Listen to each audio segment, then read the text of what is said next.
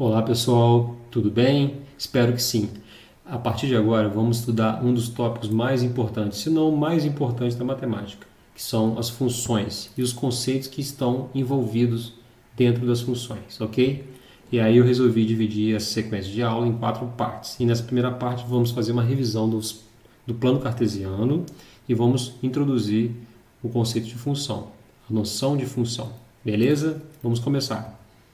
Então, o plano cartesiano. O que vem a ser o plano cartesiano ou também plano cartesiano ortogonal? É um plano com os eixos x e y perpendiculares que se cruzam num único ponto, que é a origem desse sistema de eixos, ok? Quem desenvolveu esse modelo para representar um ponto do plano por meio de coordenadas chamadas coordenadas cartesianas foi o filósofo e matemático René Descartes. Escreve assim, ó. René Descartes. Assim que se escreve, mas se fala René Descartes porque ele é francês. Cada par ordenado vai representar um ponto qualquer do plano. Um ponto P, que a gente vai indicar por x e y. Esse primeiro número a gente chama de abscissa, a primeira coordenada do ponto. E esse segundo número, a ordenada. 0, 0 é a origem do sistema de eixos, ok? Os eixos x e y dividem o plano em 4 regiões. Primeiro quadrante, cujas coordenadas sempre são mais e mais.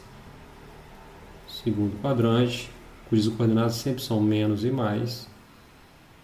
Terceiro quadrante, cujas coordenadas sempre são menos e menos. E quarto quadrante, cujas coordenadas são sempre mais e menos. Beleza? Então, vamos relembrar como se localiza os pontos do plano por meio de um sistema de eixos coordenados. Então, o primeiro ponto aqui é 1 e 3. Vamos traçar uma reta vertical, passando pelo 1, e uma reta horizontal, passando pelo 3. O encontro dessas retas localiza o ponto 1 e 3 no plano. Agora vamos marcar 3 e 1 e 1 e 3. 3 e 1. Bom, 3 é para x, 3 é do eixo x, certo? É a abscissa e 1 é a ordenada. Então, traçando essas retas perpendiculares aqui, o encontro delas vai localizar o ponto 3 e 1. Notem que 1 e 3, com certeza, é diferente de 3 e 1, por se tratar de um par ordenado. É claro que quando se tratar de conjuntos, né, a gente sabe que conjunto a notação é utilizando chaves. O conjunto em 3 é o mesmo que o conjunto 3 e 1. Aqui a ordem importa. Então, o primeiro é o x e o segundo é o y sempre. De maneira geral, né? Vamos marcar agora o ponto menos 2 e 2. Traça-se uma reta vertical passando pelo menos 2 do x e uma reta horizontal passando pelo 2 do y.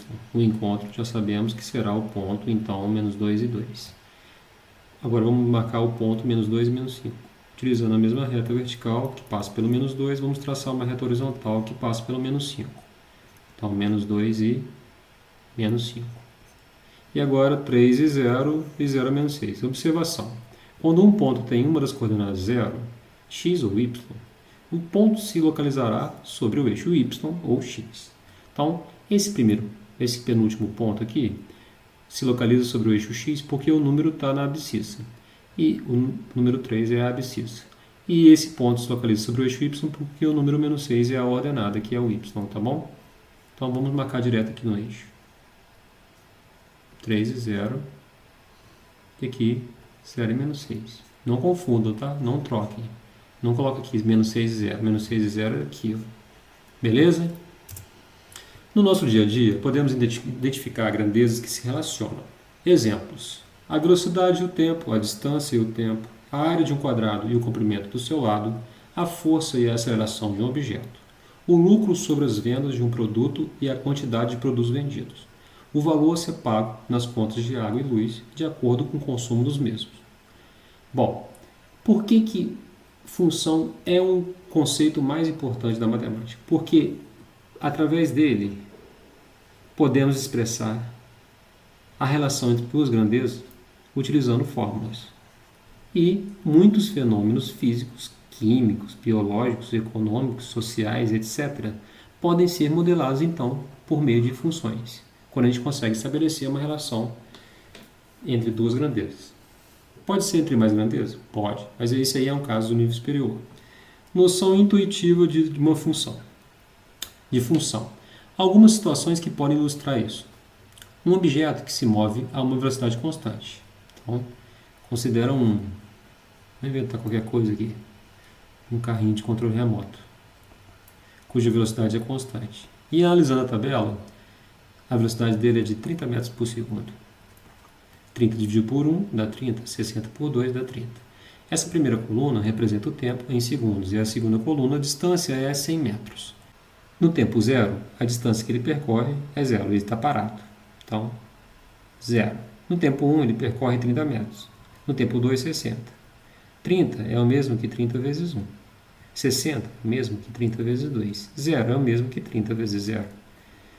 Bom, a gente percebe que o padrão aqui é pegar os números que representam o tempo e multiplicar sempre por 30, de acordo com cada valor aqui do tempo. Então, no tempo 5, qual vai ser a distância percorrida pelo móvel? 30 vezes 5. E no tempo t, qual é a fórmula que vai representar a distância s com o passar do tempo? S vai ser igual a 30 vezes t, ou seja, 30t. T a gente chama de variável independente.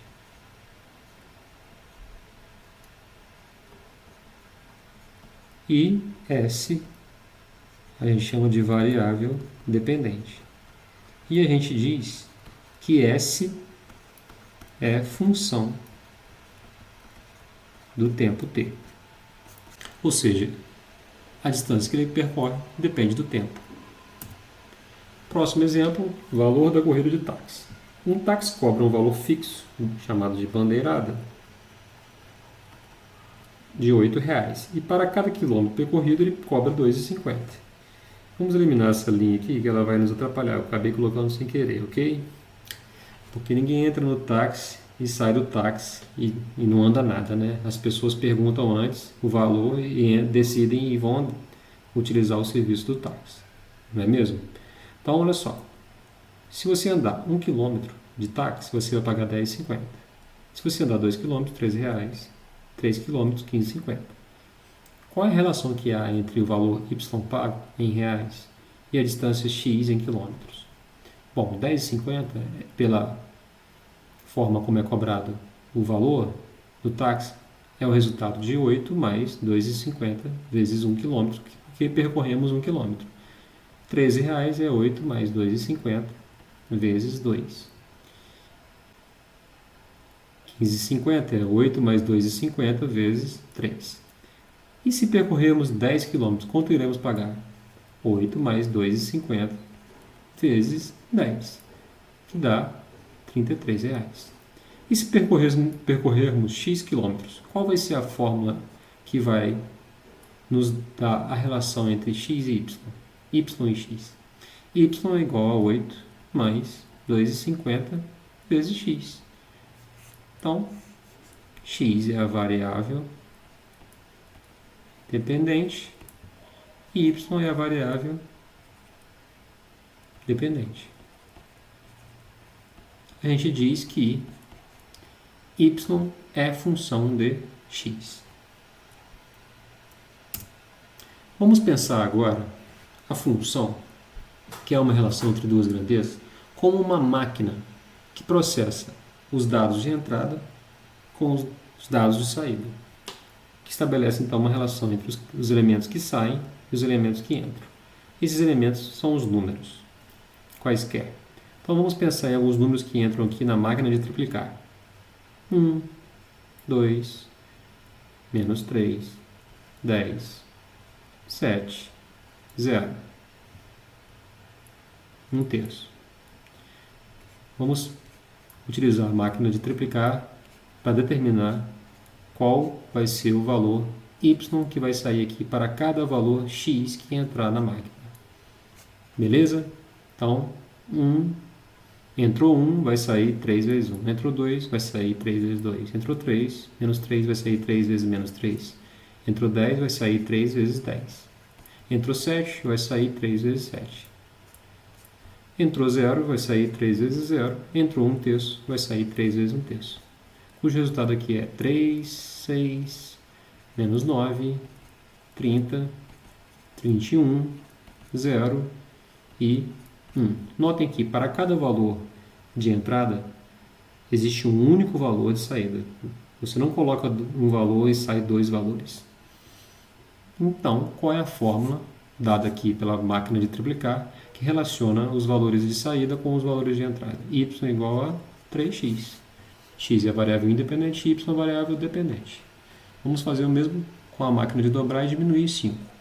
A máquina de dobrar e diminuir 5, como já diz, se colocar qualquer valor x aqui, vai sair um valor y aqui. Vamos direto? Y vai ser o quê? Dobrar o que entra e diminuir 5. Então, pega o x, multiplica por 2 e subtrai 5. Exemplo. Vou pegar um valor numérico. Se o x for menos 2, quanto que vai sair?